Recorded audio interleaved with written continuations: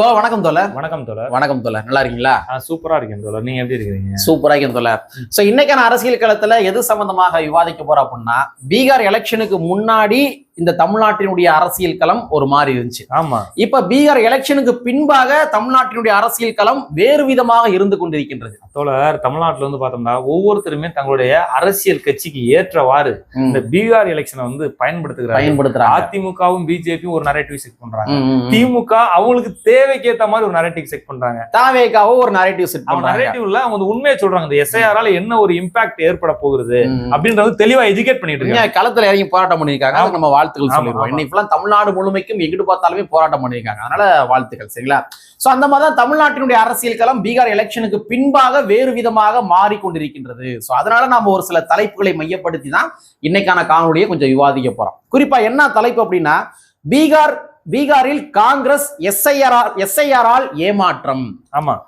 திருமாவுக்கு உண்டான டிமாண்ட் இந்த எலெக்ஷன் மூலமாக, பீகார் எலெக்ஷன் மூலமாக விடுதலை சிறுத்தைகள் கட்சியுடைய நிறுவனர் அண்ணன் திருமாவர்களுக்கு ஒரு டிமாண்ட் வந்து கிரியேட் ஆயிருக்குது. அதே மாதிரி மெயின் வில்லனாக தமிழக வெற்றி கழகம், அதாவது மெயின் வில்லன் நீங்க சொல்றீங்க. அதாவது என்னுடைய பார்வை என்ன அப்படின்னு பார்த்தோம்னா, திமுகவுடைய மெயின் வில்லனாக விஜய் நிறுத்தப்படுகிறார். திமுகவுடைய மெயின் வில்லனாக விஜய் நிறுத்தப்படல, விஜய் தான் திமுகவை மெயின் வில்லனா வந்து கிரியேட் பண்ணி வச்சிருக்காரு. வில்லன்னு சொல்றாங்க. நான் என்னுடைய பார்வையில ஒரு ஹீரோவாவே நான் பாக்குறேன். நான் வில்லனா பார்க்க விரும்பல. சரி, ரைட், ஓகேங்களா? அதனால இல்லங்க, திமுக வில்லங்க, நானும் அதான் சொல்றேன். விஜய்க்கு வில்லன் திமுக. ஆமா, அப்படி சொல்ல வரேன் நானு. விஜய் இவர் ஹீரோவா இருந்துட்டு போறாரு. இவர் ஹீரோவா இருக்கட்டும். சரி, ஓகே. சோ மெயின் வில்லனாக தாவேகா, ஏன் மெயின் வில்லனா வந்து தாவேகா இருக்குது அப்படின்றதுக்கும் அண்ணன் திருமாவர்களுக்கு உண்டான டிமாண்ட் இருக்கு இல்லையா, அதுக்கு ஒரு தொடர்ச்சி வந்து இருக்குது. அதையும் நம்ம என்னன்றதை பாத்துருவோம். அதே மாதிரி நெருக்கடியில் திமுக, அது உண்மை. ஆமா. இந்த ஒரு தலைப்பை மையப்படுத்தி தான் இன்னைக்கான காணொலியை கொஞ்சம் விவாதிக்க போறோம். நண்பர் அனைவருக்கும் உரிமைக்கான வலைக்காட்சியின் சார்பாக இனிய வணக்கம். நாங்க இப்படி வந்து பார்த்துட்டோம். இனி ஜென்மத்துக்கும் எங்களால குனிய முடியாது. அதனால நாங்க சண்டை போட போறோம். தோழர், முதல் நம்ம தலைப்பின் அடிப்படையில் நம்ம வரிசையா பார்த்துருவோம். அதாவது பீகாரில் காங்கிரஸ் எஸ்ஐஆரால் ஏமாற்றம். அதனால தமிழ்நாட்டில் விடுதலை சிறுத்தைகள் கட்சியுடைய நிறுவனர் அண்ணன் திருமாவர்களுக்கு டிமாண்ட் வந்து கிரியேட் ஆயிருக்குது. அது எப்படி கிரியேட் ஆயிருக்குது தோழர்? இந்த இடத்துல எப்படி அண்ணன் திருமா அவர்களுக்கு வந்து டிமாண்ட் உருவாயிருக்கு அப்படின்னு பாத்தீங்கன்னா, பீகாருடைய வெற்றி முழுக்க இன்னைக்கு பாரதிய ஜனதா கட்சி அதனுடைய கூட்டணி வெற்றி பெற்றிருக்குன்னா அதுக்கு முக்கியமான காரணம் யாருன்னா சிராஜ் பாஸ்வான். அதான் முக்கியமான காரணம். ஏறக்குறைய 29 தொகுதி வாங்கி 22 இடங்களை வெற்றி பெற்றிருக்காரு என்றால் இது சாதாரண விடையா இல்ல தலைவா. இதை யாருமே எந்த ஊடகமும் பேச மறுத்து இருக்கிறாங்க. அப்ப 22 தொகுதியை வந்து ஒரு சிராஜ் பாஸ்வான் வெற்றி பெற்றிருக்கார் என்றால் அதுவும் குறுகிய காலத்தில் தலைமையேற்று, இது சாதாரண விஷயம் இல்ல. திருமா வந்து ஏறக்குறைய 40 ஆண்டுகளை விட்டு அரசியல் களத்துல நிற்கிறார். சிராஜ் பாஸ்வான் எந்த அளவுக்கு மக்கள் செல்வாக்கு இருக்கிறாரோ அதை விட கூடுதல் செல்வாக்கோட தமிழ்நாட்டில் திருமாவளவன் இருக்கிறார். அப்ப வந்து அவர் கூடுதல் இடங்களை பெற வேண்டிய தேவை அவருக்கும் எழுந்திருக்கிறது, கட்சிக்கு எழுந்திருக்கிறது. டிமாண்ட் பண்ண வேண்டிய இடத்துல அவர் இருக்கிறார். திமுக கொடுக்க வேண்டிய இடத்துல இருக்கிறது. இப்ப நீங்க இதை இப்படி நீங்க பாக்குறீங்க. நான் எப்படி பாக்குறேன் அப்படின்னா, ஒரு சனாதன கட்சி எந்த கட்சி?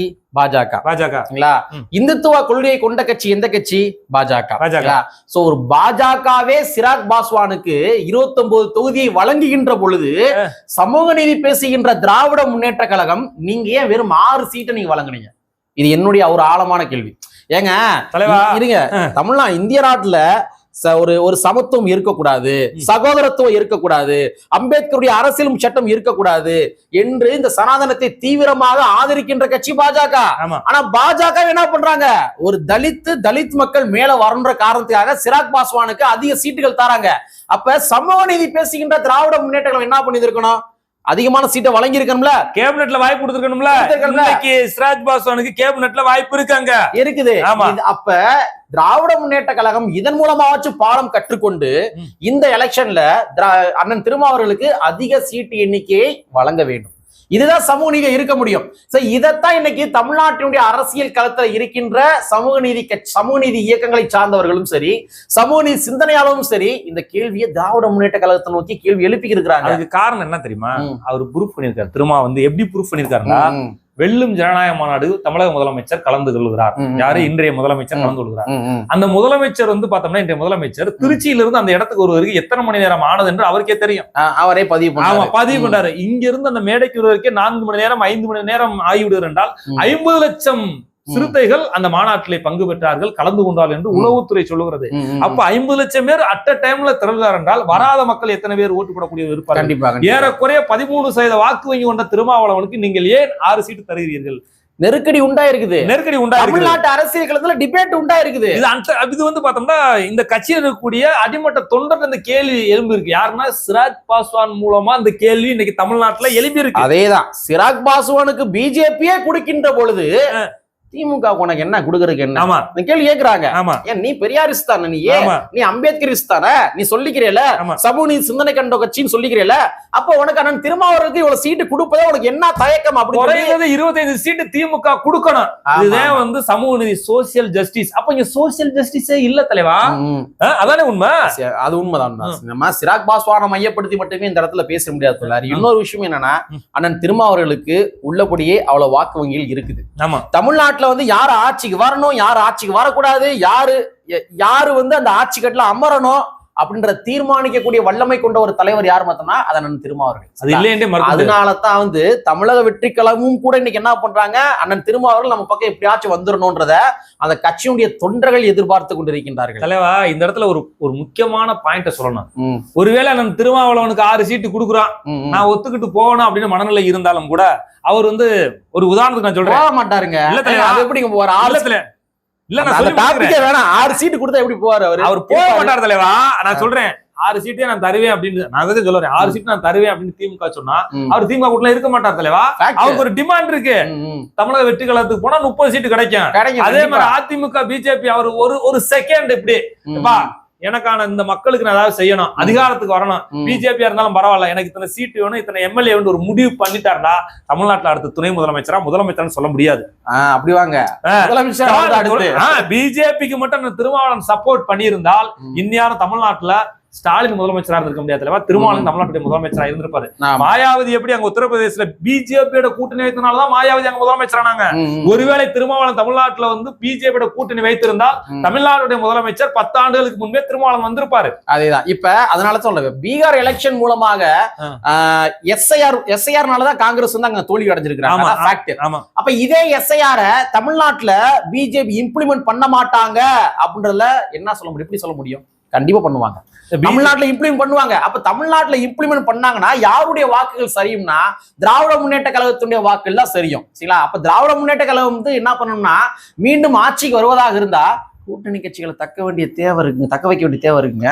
காங்கிரஸ் தக்க வைக்கணும், கம்யூனிஸ்ட் தக்க வைக்கணும், விசிகா தக்க வைக்கணும், இதர பிற ஜனநாயக அமைப்புகளை தக்க வைக்க வேண்டிய தேவை இருக்குது. அப்ப இந்த இடத்துலயும் நாங்க வந்து இல்லங்க பிஜேபி உள்ள வந்துரும், அதனால வந்து உங்களுக்கு வந்து வழக்கம் போல 6 சீட்டு தான் 10 சீட்டு தான் சொன்னாங்க அப்படின்னா இங்க இருக்கிற மெயின் கட்சிகளுடைய தொண்டர்கள் யாரும் வாக்களிக்க மாட்டாங்க. இது பெரிய சிக்கல். இது மிகப்பெரிய ஸ்ட்ராட்டஜி எடுத்தாங்கன்னா ஒரு தவறான ஸ்ட்ராட்டஜி. இது இதாவது வந்து திமுக வந்து தப்பி தவறி வந்து நம்ம வந்து நமக்குள்ள வச்சிருக்கணும், நம்ம கட்டத்துக்குள்ள வச்சிருக்கணும், நம்ம இவ்வளவுதான் கொடுக்கணும் அப்படின்னு ஒரு முடிவு பண்ணீங்க அப்படின்னா அது திமுகவுக்கு மிகப்பெரிய பேர் ஆபத்தா முடியும். இவ்வளவு சொல்றீங்களே நீங்க, இவ்வளவு சொல்றோமே நாம, அண்ணன் திருமாவளவன் வந்து திமுக கூட்டணியில இருப்பாரா? என்னை பொறுத்த வரைக்கும் 2026ல மேபி நடக்கலாம். ஏன்னா இந்த இடத்துல நம்ம என்ன சொல்ல போறோம்னா மெயின் வில்லனாக தமிழக வெற்றிகளும் சொன்னோம் தெரியுமா? எதற்காக அப்படின்றத பதிவு பண்ணிடுவோம். சொல்லுங்களா?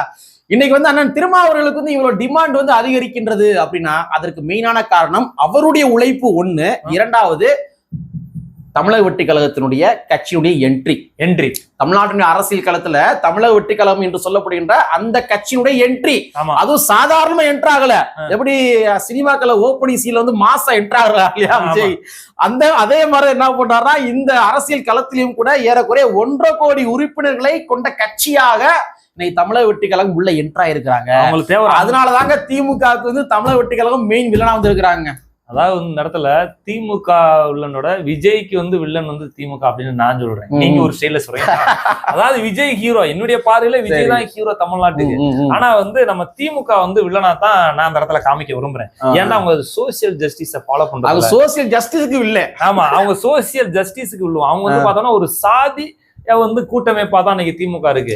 அப்ப இவர் வந்து பிறப்புக்கும் எல்லாம் அப்படின்ற விஷயத்துல விஜய் கான்செப்ட்ல இருக்காரு. அப்ப ஒரு ஹீரோ, இந்த ஹீரோவுக்கு யாரு சப்போர்ட் பண்றாங்கன்னு சொல்ல முடியாது. திருமாவளவன் ஒருவேளை முடிவெடுத்து விஜய்க்கு நம்ம சப்போர்ட் பண்ணலாம் அப்படின்னு நம்ம கனெக்ட் பண்ணணும். விஜய் கனெக்ட் பண்ணணும். இந்த விஜய்க்கு விஜய்க்கு சப்போர்ட் பண்ணிட்டா காங்கிரஸ் திருமாவளவன் விஜய் கூட என்ன பொறுத்த வரைக்கும் தோழர், அண்ணன் திருமாவளவன் வந்து நேரடியாக இங்க வரமாட்டார், தமிழக வெற்றி கழகத்துக்கு வரமாட்டாரு. அதே மாதிரி திராவிட முன்னேற்ற கழகத்தினுடைய கூட்டணி தான் அவர் இருப்பாருன்றதையும் நம்ம உறுதியாகவும் சொல்ல முடியாது. காரணம் என்ன அப்படின்னா, ஏன் நேரடியா வரமாட்டாரு சொல்றேன் அப்படின்னா, இந்த இடத்துல காங்கிரஸ் உடைய ரோல் வந்து இருக்கு. ஆமாங்களா, பீகார் எலெக்ஷனுக்கு பின்பாக காங்கிரஸ் வந்து எங்கேயும் போக மாட்டாங்க, தன்னுடைய இருப்பை தக்க வைக்க வேண்டிய தேவை வந்துருச்சு அவங்களுக்கு. குறைந்தபட்சம் தமிழ்நாட்டிலே ஆட்சி இத்தனை எம்எல்ஏக்கள் வென்றாக வேண்டும், அதுக்காக திமுக கூட தான் இருப்பாங்க அப்படின்ற மாதிரி ஓதிக்கிட்டே இருக்கிறாங்க ஒரு டீம் உட்காந்து. 20 சீட்டை வாங்கிட்டு திமுக கூட்டணி நிக்க முடியுமா?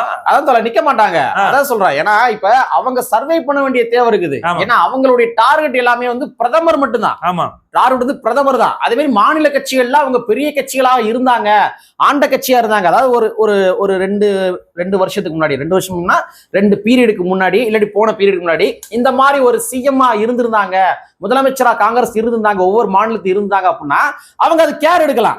ஆனா தமிழ்நாடை பொறுத்த வரைக்கும் ஏறக்குறைய வந்து ஒரு 40 ஆண்டு காலம் 50 ஆண்டு காலம் வந்து காங்கிரஸ் ஆட்சியிலே இல்ல. 1967க்கு முன்னாடி காங்கிரஸ் இல்ல. அப்ப அவங்களுடைய மெயினான நோக்கம் என்னவென்றால், அவங்க இந்த எம்எல்ஏக்களுடைய எண்ணிக்கையை வந்து இன்க்ரீஸ் பண்ணணும். எம்எல்ஏ எண்ணிக்கையை கூட்டினா மட்டும்தான் இந்த எண்ணிக்கையை கூட்ட முடியும். அதேதான். அப்ப எம்எல்ஏக்களுடைய எண்ணிக்கையை கூட்டுவதாக இருந்தா சீட்டுகளுடைய எண்ணிக்கையை கூட்டியாக வேண்டும். சீட்டுகள் வந்து திமுக தருமா? தராது. அதனாலதான் சொல்றோம், இந்த இடத்துல நம்ம என்ன பண்றோம்னா தாவேக்காவை கனெக்ட் பண்றோம். அப்ப வந்து காங்கிரஸ் என்ன பண்ணுவாங்கன்னா, தன்னுடைய எம்எல்ஏக்களுடைய எண்ணிக்கை வந்து அதிகரிக்க வேண்டிய தேவை இருக்கு. அப்ப எம்எல்ஏக்களுடைய எண்ணிக்கை அதிகரிக்கிறதா இருந்தா சீட்டுகளுடைய எண்ணிக்கை அதிகரிக்க வேண்டிய தேவை இருக்குது. அப்ப சீட்டுகள் வந்து திமுக கேட்டா அவங்க தரமாட்டாங்க, கண்டிப்பா தாவேக்காக தான் போற மாதிரிதான் இருக்கும். தாவேக்காவுக்கு போயிட்டாங்க அப்படின்னா, நான் ஆரம்பத்தை சொன்னேன் இல்லையா, அண்ணன் திருமாவளவன் நேரடியாக வரமாட்டாரு. காங்கிரஸ் போயிருச்சு அப்படின்னா அண்ணன் திருமாவளவன் தாவேகா கூடயும் கூட்டணி வைப்பதற்கு வாய்ப்புகள் இருக்கு. ஏன் அது காரணம் என்னன்னா, அண்ணன் திருமாவளவன் வந்து மேடைகளில் பேசுகிற பொழுது வெள்ளிஞ்சானாய மாடா இருக்கட்டும், அதுக்கடுத்து மது ஒழிப்பு மாடா இருக்கட்டும், என்னுடைய நோக்கம், என்னுடைய சிந்தனை, என்னுடைய பார்வை இங்க அக்கா சுக்கா துணை முதலமைச்சராவதோ இல்ல, ஏன் திருமாவளவன் பிரதமர் ஆக கூடாதா, அப்படி என்னுடைய நோக்கம் சென்ட்ரல் அப்படின்றாரு. அப்ப சென்ட்ரல்னா யாரோட நிக்கணும்? ஒரு காங்கிரஸோட தான் நிக்கணும், திமுக நிக்க வேண்டிய அவசியம் இல்ல. சொல்றேன், காங்கிரஸ் இன்கேஸ் தமிழக வெற்றி கழகத்துக்கு போயிட்டாங்க அப்படின்னா அதாங்க இந்தியா கூட்டணி. ஆமா, காங்கிரஸ் எங்க இருக்கோ அதான் இந்தியா கூட்டணி.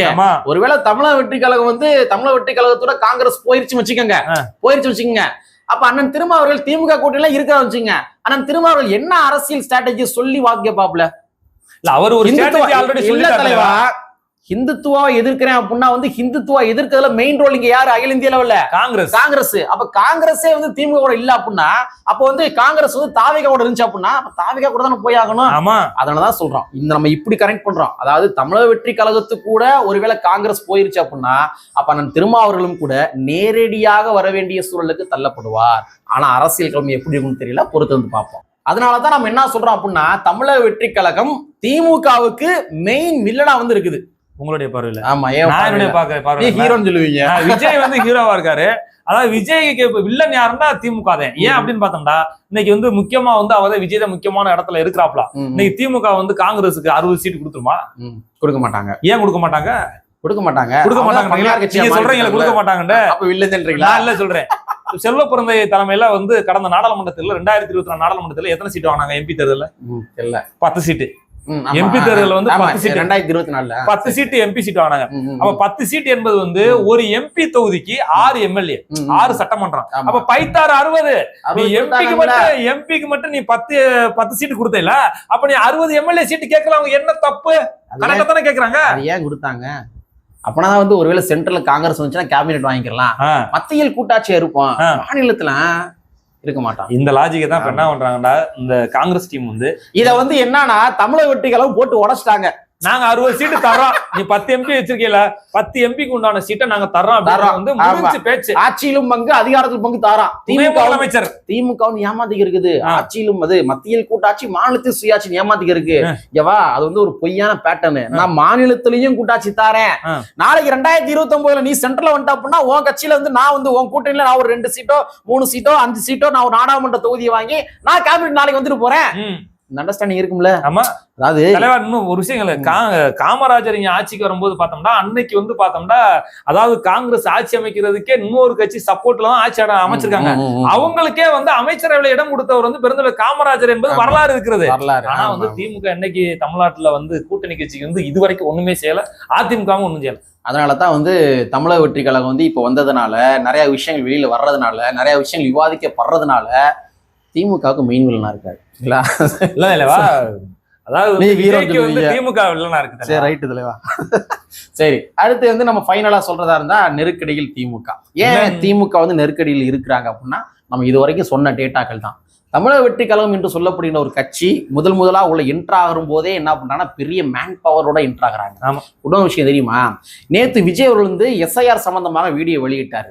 வீடியோ வெளியிட்ட உடனே தமிழ்நாட்டில் இருக்கிற அத்தனை இளைஞர்கள் என்ன பண்ணாங்கன்னா இந்த தேர்தல் ஆணையத்தினுடைய வெப்சைட் போர்ட்டல்ல போய் அந்த ஃபார்ம் டவுன்லோட் பண்றதுக்கு உள்ள போறாங்க. இன்னைக்கு தேதியில இன்னைக்கு மத்தியானம் வந்து நியூஸ், இந்த தேர்தல் ஆணையத்தினுடைய அந்த சர்வர் வந்து டவுனு. ஒட்டுமொத்த இளைஞர் பட்டாளமே உள்ள போய் அதை அக்சஸ் பண்ண உடனேயே அந்த சர்வரே டவுனுங்க. அப்படியா? ஆமா, அந்த அளவுக்கு ஒரு மிகப்பெரிய மேன் பவரோட விஜய் அவர் என்ன பண்றாருன்னா அந்த அரசியல் களத்துல வந்து என்ட்ராகிறாரு. இப்ப நீங்க சீமான் எடுத்துங்க, அண்ணன் திருமாவளவன் எடுத்துங்க, இல்ல இதர பின்ன தலைவர்கள் எடுத்துங்க, அவங்க புதியதாக கட்சி தொடங்குகின்ற பொழுது உள்ள வந்து கொஞ்சம் கொஞ்சமா பேசி அந்த கட்சியை கட்டமைச்சாங்க. ஆனா விஜய் அப்படி கிடையாது. விஜய் ஆல்ரெடி மக்கள் இயக்கம் வச்சிருந்தாரு, அது வேற. ஆனா அரசியல் கட்சியா உள்ள நுழைகின்ற பொழுது அவர் என்ன பண்றாருன்னா பல கோடி தொண்டர்களை கொண்ட ஒரு கட்சியாக உள்ள என்ட்ராகிறாரு. ஒரு 1.5 கோடி ஏறக்குறைய. அப்ப ஏறக்குறைய 1.5 கோடி உள்ள அந்த தொண்டர்கள் உள்ள என்ட்ராகிறப்ப திமுகவுக்கு மிகப்பெரிய நெருக்கடி. அவங்க யாரு தெரியுமா? 1.5 கோடி ஜென்சி தலைவா, ஜென்சி. அதுல முக்கியமான விஷயம் என்ன தெரியுமா? சோசியல் மீடியாவை ஆக்டிவேட் பண்ணக்கூடிய நபர்கள்.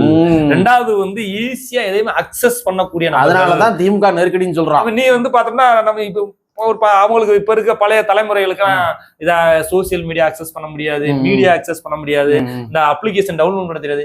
A to Z வந்து இன்னைக்கு இருக்கக்கூடிய ஜென்சி சமூக மக்களுக்கு தெரியும்.